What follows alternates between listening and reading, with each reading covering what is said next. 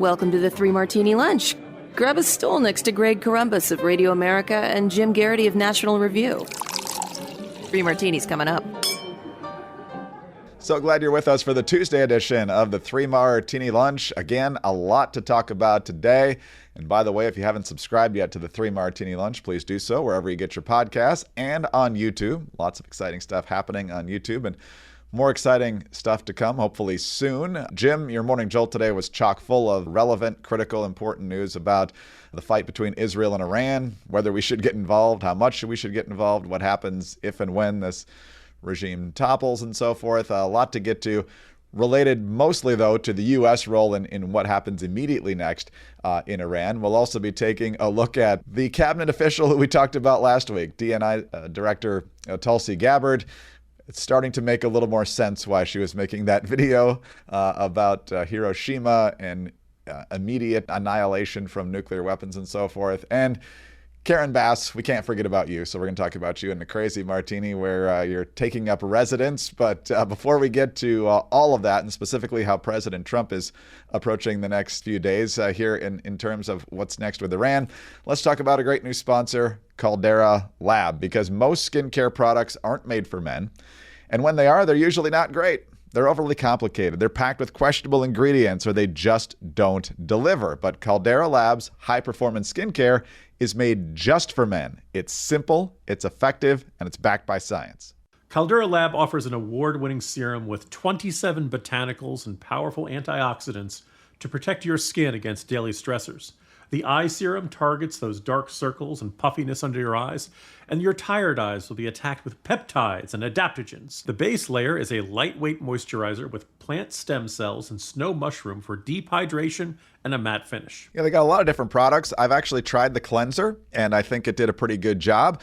And the other thing I will say, and I appreciate this, and this is what most people don't get about men's hygiene, I don't want to smell any differently after I've used your product, and I don't. And so I really appreciate that about Caldera Lab. So when they say it's simple, it's true. It is simple, and it seems to work really, really well. And in a consumer study, 100% of men saw smoother, healthier skin, and more than 90% noticed better hydration and a more youthful look. They don't release a product unless it delivers. Skincare doesn't have to be complicated, but it should be good. Upgrade your routine with Caldera Lab and see the difference for yourself. Go to calderalab.com/3ml and use 3ml at checkout for 20% off your first order. All right, Jim, as I mentioned, the Morning Jolt, as usual, must reading today on a number of different levels. But today we're going to focus on how President Trump is looking at the present and the near future when it comes to Iran. The president was briefly at the G7, is it the G8? I don't know what it is now. Anyway, it's a summit up in Canada with the largest economies in the world. Looked like a pretty nice place, but he didn't stay there real long. He flew back to Washington for a significant meeting last night. And at 6:30 Eastern Time, Trump posted on Truth Social, "Iran should have signed the deal I told them to sign. What a shame and waste of human life. Simply stated, Iran cannot have a nuclear weapon. I said it over and over again. Everyone should immediately evacuate Tehran." He had another post, too. Apparently, President Macron of France told reporters or somebody that Trump was going back to negotiate a ceasefire. That's not what Trump says. He says publicity-seeking President Emmanuel Macron of France mistakenly said that I left the G7 summit in Canada to go back to D.C. to work on a ceasefire between Israel and Iran. Wrong. He has no idea why I'm now on my way to Washington, but it certainly has nothing to do with a ceasefire. Much bigger than that. Whether purposely or not, Emmanuel always gets it wrong. Stay tuned. So in terms of that first tweet, Jim, and saying that he said over and over that Iran can't get a bomb, that's true. The White House Rapid Response Twitter site with a thread of 34 different times the president has said it just since really launching his 2024 campaign. Here's one they had from 2023. And that was a license for them to make nuclear weapons. And you cannot let Iran have a nuclear weapon. You cannot let it happen because bad things will happen if that happens. And then this was just from his trip to Saudi Arabia just last month. But with that said, Iran can have a much brighter future, but will never allow America and its allies to be threatened with terrorism or nuclear attack. The choice is theirs to make. We really want them to be a successful country. We want them to be a wonderful, safe, great country. But they cannot have a nuclear weapon. This is an offer that will not last forever. The time is right now for them to choose. Right now, we don't have a lot of time to wait. And he was pretty consistent about this in his first term as well, Jim. That's why he nuked the Iran nuke deal, because he thought it had so many holes in it from John Kerry's feckless negotiating that it basically gave a path to Iran to have a nuclear weapon pretty darn soon. And so we don't know what this will mean in the immediate future. Some are saying, like you put it in the Jolt today, the B-2s are staged if we want to use them to drop a bunker buster, and there's not many other planes that can do that. So whether we do that or not, we'll find out. But Trump is obviously very serious about making sure Iran is not a threat after giving them a negotiating window of 60 days that they decided not to take. Yeah, it definitely feels like something has changed in the last 24 hours or so. Sometime in Monday, first that Truth Social post where Trump says, evacuate Tehran.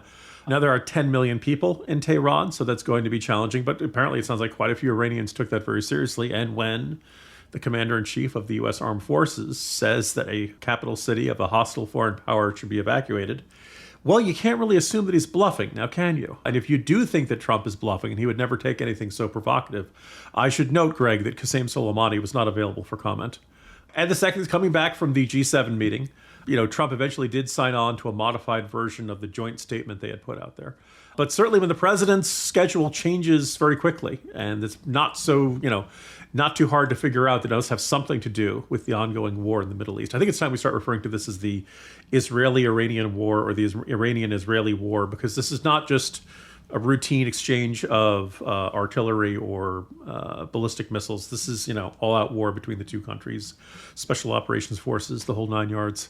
And I also kind of feel like if this is not Trump getting in touch with his inner neocon, then this is very much a case of the attitude has changed. That people are recognizing that whatever you think of Iraq, whatever you think of Afghanistan, whatever you think of Syria, whatever you think of any other circumstance in which the U.S. has intervened, that this is a different set of circumstances. And perhaps most intriguing, we have not seen terrible attacks on Israel from Hamas or Hezbollah or the Houthis, in part because all three of them are not the force that they were 2 years ago. October 7th may well be considered one of the all-time great, geostrategic blunders. Syria is not an ally to Iran anymore. They're not exactly overflowing with warmth and love for the Israelis, but they are either permitting their airspace to be used for refueling, or they just they can't do anything about it. But either way, al-Shara has made clear that Syria is not interested in getting into this fight. So I'm also understanding there's been a statement from Russia that they are not going to make any, at least as we get any overt assistance to Russia. And you may have noticed there's this little thing going on in southeastern Europe that's kind of occupying Russia right now. So Russia doesn't have a lot of military forces to spare, to loan, or military equipment that they could ship over to the Iranians. So Iran is in really, dire straits right now. And there's this interesting question of if you wanted to push for regime change. And the people who read the Morning Jolt carefully will notice I never quite come out and say, yes, the U.S. should commit to regime change in Iran. We'd love to see them go. I think you can, I call them a cancer on the planet. And I mean it, that you look back to the Iranian Revolution, the primary effort of the Iranian government has not been to help its people. It has not been to develop. It has not been to grow the Iranian economy. It has been to promote and spread terrorism all around the world and to kill. Jews are one of their favorite targets, but they hate us. Death to America. When they say death to America, it is not just for domestic political purposes. It is genuinely what the regime feels, genuinely what the mullahs feel. Probably not what the Iranian people feel. And I think the Iranian people more and more are recognizing they have gotten a bad deal from this. But I think everyone kind of recognizes that the U.S. we're not doing a ground invasion. We're not occupying them.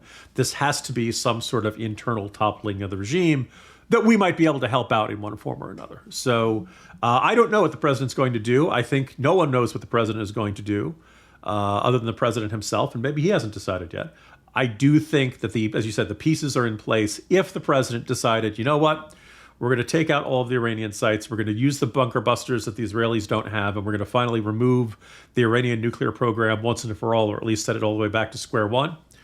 That is certainly a potential option in the coming days. And so we are living through historic times, Greg. No doubt about it. You have some people saying, Well, if you were only going after military targets, why would you be telling people to evacuate? It reminds me of Israel and Gaza. And well, the reason that Israel strikes a lot of places in Gaza is because they put a lot of weapons and military targets underneath civilian populations. That's how horrible they are. And we don't know what the Iranian people have done, or the Iranian regime has done, whether they're storing sensitive things, sensitive people under civilian populations as well. You did point out in the Jolt, though, today that they don't really believe in bunkers in Iran because they want people to stay in their high rises and, quote, enjoy their martyrdom. No civilian shelters. The Ayatollah and all the powerful, they're in safe bunkers underground. They're in safe rooms. But as this Iranian reporter who asked not to be identified was doing a radio interview with the BBC, and he said, we don't have the luxury of shelters. We have a subway, which he said was pretty good, but it's not open after 10:30. I assume he means at night.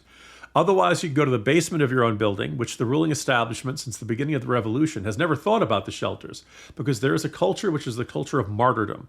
So in this society, going to the shelters when there is a jet fighting or looming around it indicates your chicken heartness. Yeah. I like the chicken-heartedness. That's maybe an idiom we should adopt here in the U.S. But it says, quote, so you should be brave and brace for the bombardments and enjoy martyrdom. Now, the funny thing is, Greg, I don't see the Ayatollah above ground getting ready to enjoy it himself. They never do. They'll always tell the young people to strap it on and go, give their lives for the cause. Yeah. Martyrdom for thee. I'll be right behind you, fellas. You guys go ahead and run free, Yes, Good luck in that minefield.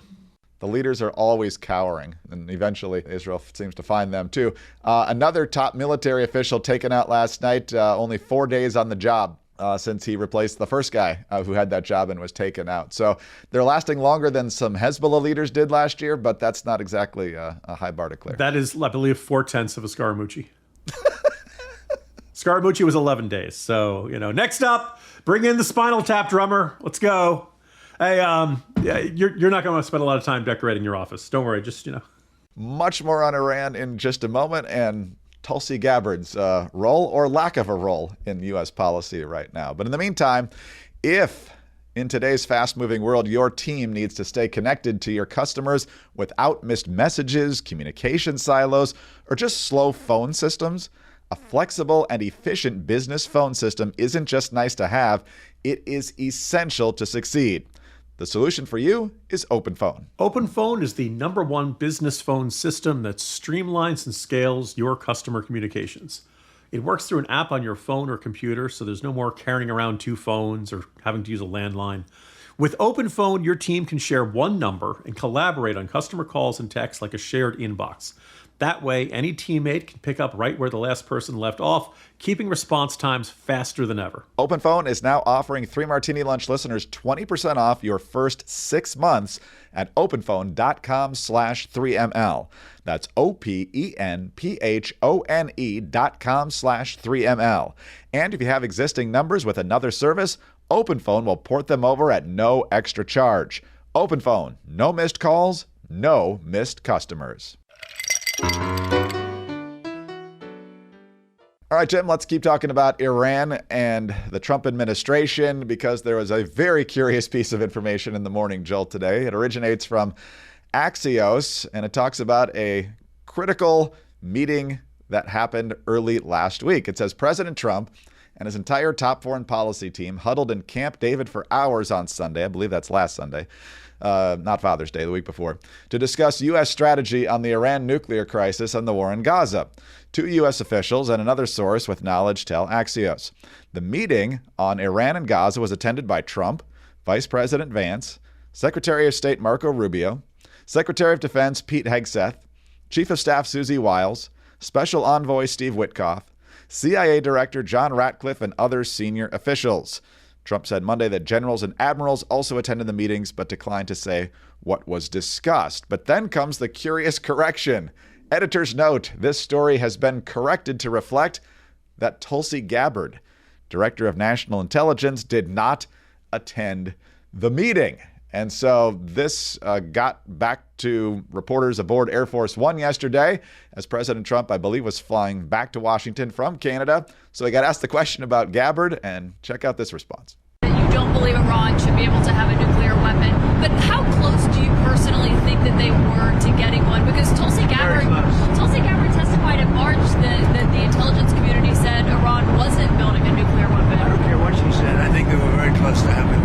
care what she says. That's not exactly the reaction you want between a president and the director of national intelligence. So Jim, the reporter there, making the point that, yes, as recently as March, Director of National Intelligence Tulsi Gabbard not only said that, but also said that Iran has not even been trying to build a nuclear weapon since 2003. And I think we've got enough intelligence over the last couple of decades to say that that is not correct. So there's obviously a disconnect in the administration on this particular issue, and it probably explains why we had that apocalyptic video from Tulsi Gabbard last week.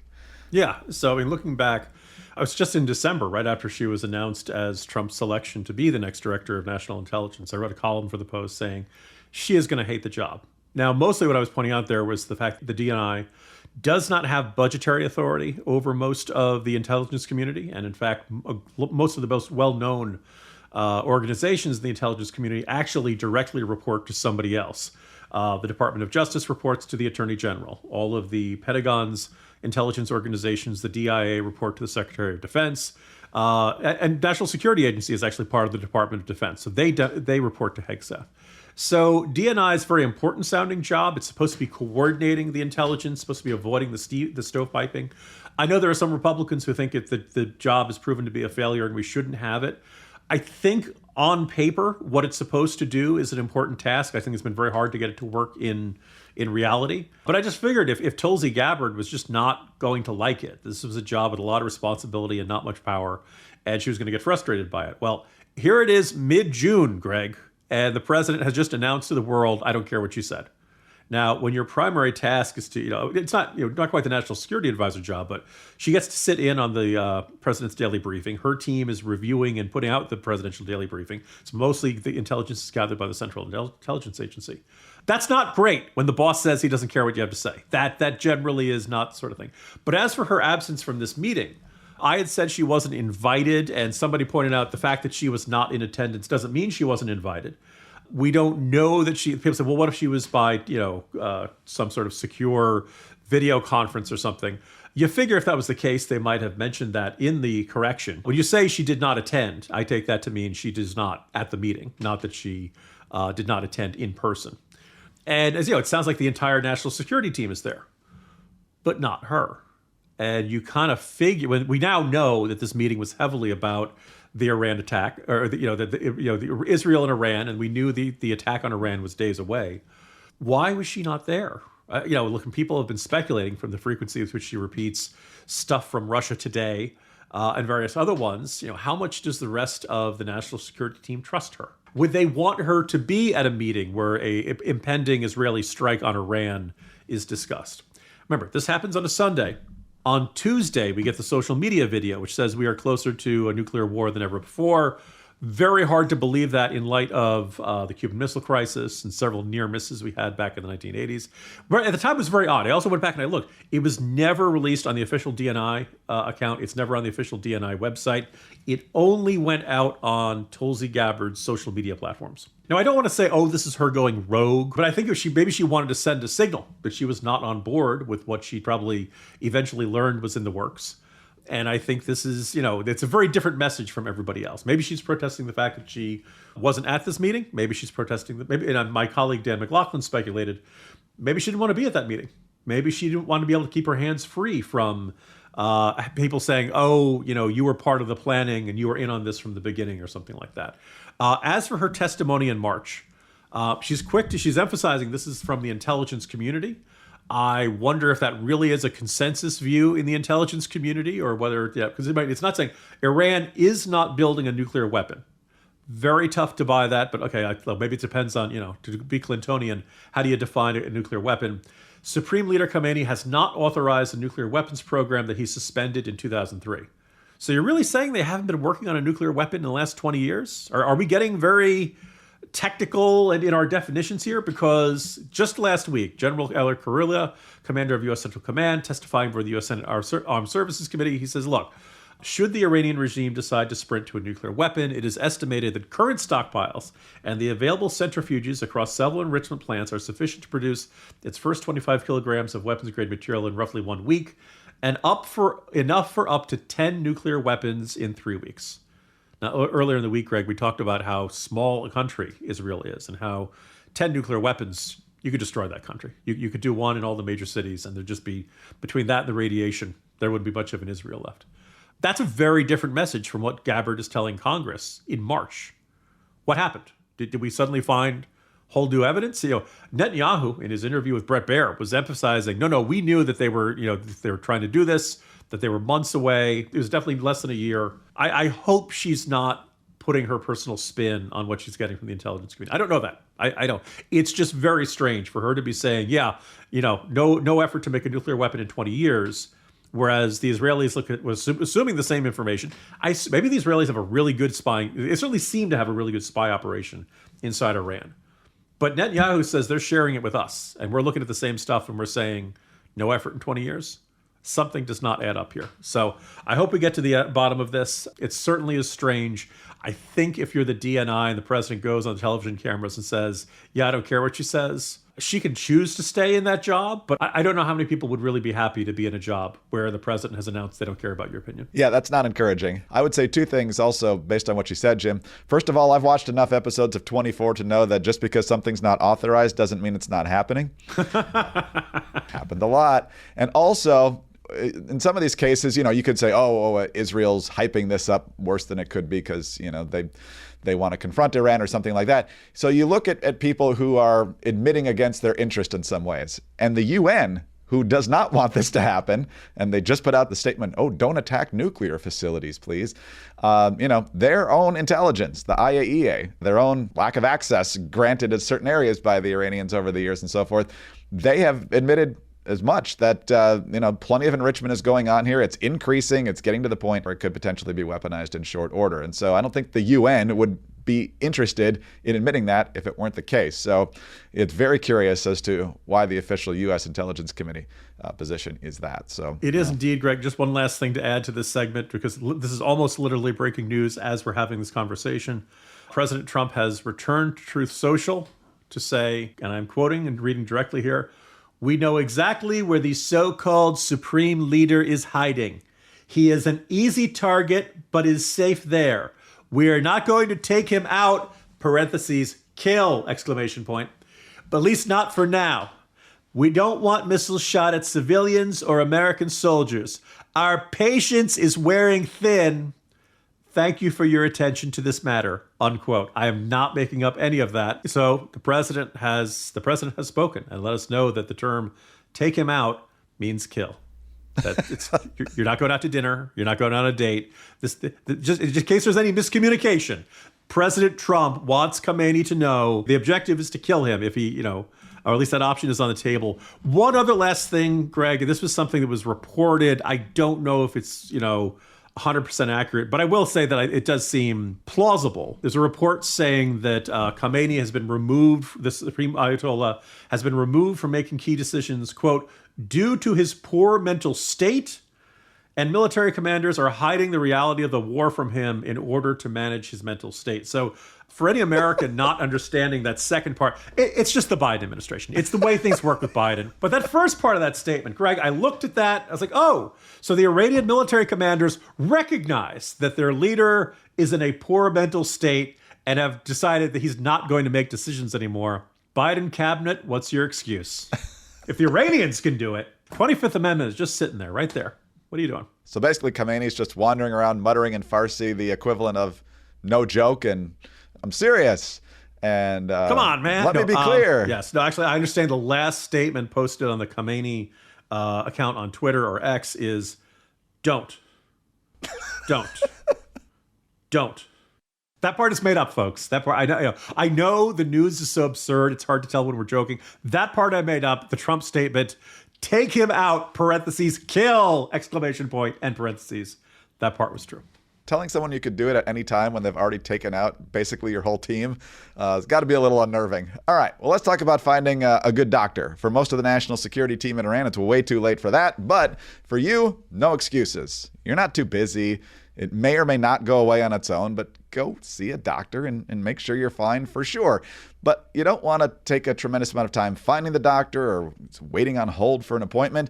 Well, now you don't have to, thanks to ZocDoc. There's no reason to delay. They make it so easy to find and book a doctor who is right for you. ZocDoc is a free app and website where you can search and compare high-quality in-network doctors and click to instantly book an appointment. We're talking about booking in-network appointments with more than 100,000 doctors across every specialty, from mental health to dental health, from primary care to urgent care, anything you could ever need. And you can filter for doctors who take your insurance, are located nearby, they're a good fit for any medical need you may have, and they're highly rated by verified patients. Yeah, and Jim talked about his great experience with ZocDoc yesterday. I've had one as well. One of my doctors referred me to a different specialist who was terrible, and so a friend suggested, well, why don't you try mine in that field? And so went on ZocDoc, saw a lot of great reviews, sounded like exactly the person I would want to deal with. They were still going to that doctor. ZocDoc helped out a lot. So stop putting off those doctor's appointments and go to ZocDoc.com/3ML to find and instantly book a top-rated doctor today. That's ZocDoc.com/3ML. ZocDoc.com/3ML.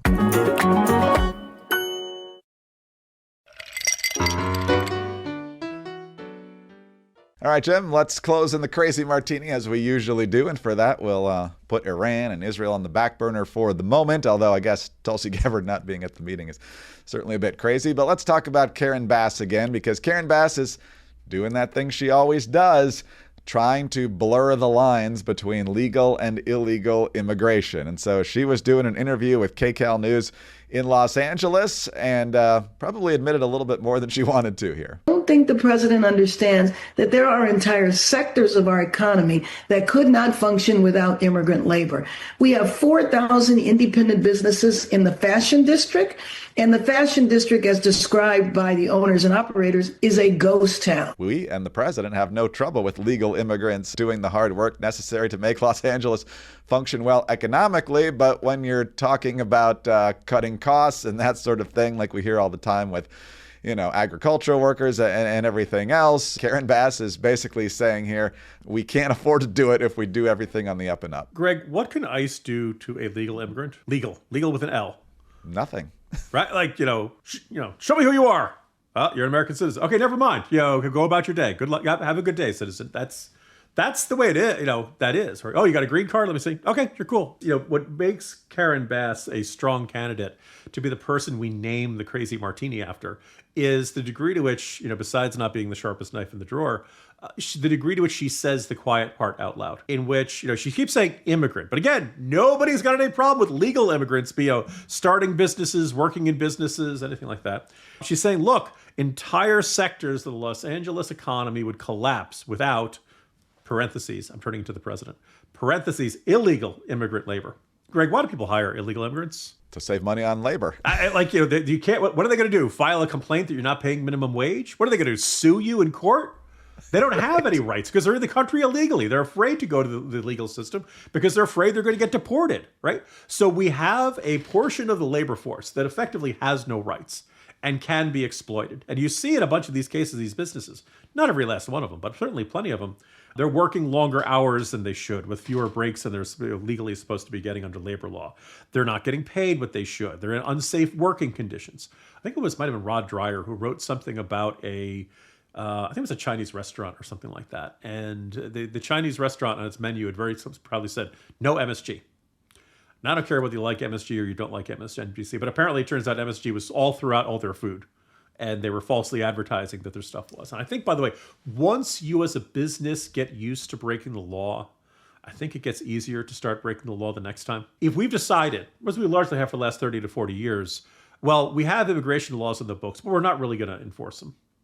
Well, then it kind of tells businesses, it tells the entire citizenry, well, there are some laws that are real laws, and then there's some laws that are just there for decoration. We don't really, take them seriously. So here is, Karen Bass saying, look, illegal immigration, my city's built on that. My city runs on that. My city needs to have a part of the labor pool that cannot stand up to their bosses, that cannot argue for fairer wages, that cannot argue for workplace safety or fair working hours or anything like that. We need exploitable people from other countries who are in the country illegally, who are afraid to go to the cops. That's a terrible system. What on earth are you talking about, Karen Bass? So it'll be interesting to see whether there's I think if she didn't have such a sterling record on every other part of her time as mayor, she might be in real trouble here. No, like, by the way, apparently her approval rating is in the high 30s out there. And I'm just thinking, who are these people? Was fire part of the people polled? Were the rioters really huge? Man, I've had a very successful criminal career over the last couple of years. As far as I'm concerned, Karen Bass is the best mayor this city's ever had. Well, we got to figure out what the percentage of LA is illegal. So those people probably love her. They don't want to get deported. But even if you're illegal immigrant, are you really like, is Karen Bass protecting you? Or are the crazy people rioting in the streets? Which one is really the one who's saving you? No, it's fun to watch the left, and we've talked about this periodically because their reaction to deportations, and by the way, Town Hall today has a great example of the criminal illegals who've been rounded up lately. Murderer, convicted for first-degree murder, guy from who was living in New Orleans. Another guy from Honduras who has a conviction for possession of meth and intent to distribute. Another guy from Cuba, convictions for homicide, aggravated assault on a cop, and an aggravated battery causing bodily harm. And then a 46-year-old from Guatemala, including convictions for sexual assault of a victim under the age of 13. So getting rid of these people should be pretty much a unanimous thing in this country. But what you always hear from the left is, oh yeah, who's going to pick your lettuce? Who is going to clean your toilets? Who is going to raise your kids if you hire nannies? And of course, you've got the Vermont congresswoman just a couple of weeks ago saying who's going to literally wipe our rear ends, and that's cleaning it up. So the way they talk about these people compared to publicly about what they really think of them is quite the contrast. If you need help wiping your rear end, Greg, I think you need to consult someone with ZocDoc. See a doctor. Figure out what's going on there. The other thing I see this term going around on Twitter, and it seems like, Greg, do you notice how often people just blurt out on social media confessions, it seems, that you would not reveal after being waterboarded? Right. If you need an illegal immigrant to wipe your bottom, why are you telling the world? Well, should you be a member of Congress? Probably not. Vermont, you're not sending your best. Jim, have a great day. See you tomorrow. See you tomorrow, Greg. Jim Garrity, National Review. I'm Greg Corombos of Radio America. Thanks so much for being with us today. Please be sure to subscribe to the podcast if you don't already. Tell your friends about us as well. We'd love to have them listening. Thanks also for your 5-star ratings and your kind reviews. Please keep those coming. Get us on your home devices. All you have to say is play 3 Martini Lunch podcast. Follow us both on X. He's at Jim Garrity. I'm at Greg Corombos. Have a terrific Tuesday. Join us again on Wednesday for the next 3 Martini Lunch.